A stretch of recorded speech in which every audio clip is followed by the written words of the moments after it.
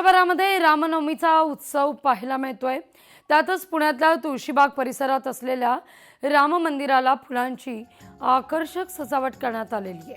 265 वर्षांपासून इथं राम जन्मोत्सव सोहळा साजरा होतो। आढावा घेतलाय आपले प्रतिनिधी अमोल धर्माधिकारी यांनी।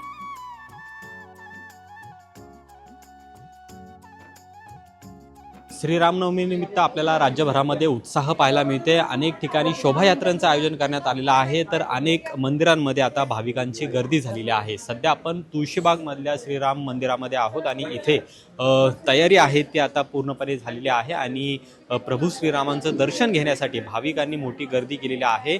आकर्षक आणि नेत्रदीपक अशी प्रसन्न करणारी प्रभू श्रीराम यांची मूर्ती आहे ही आपण पाहतोय आणि मोठ्या उत्साहामध्ये इथं श्रीराम जन्म सोहळा आहे तो सुद्धा साजरा करण्यात येत असतो। आता आपण पाहतोय की भाविकांनी मोठी गर्दी सध्या मंदिरामध्ये केलेली आहे।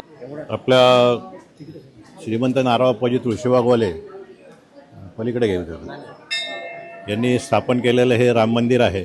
या मंदिराला 265 वर्षाची परंपरा आहे आणि उत्सव जो असतो रामनवमीचा उत्सव हा खूप मोठ्या प्रमाणावर आणि पारंपरिक पद्धतीने साजरा केला जातो।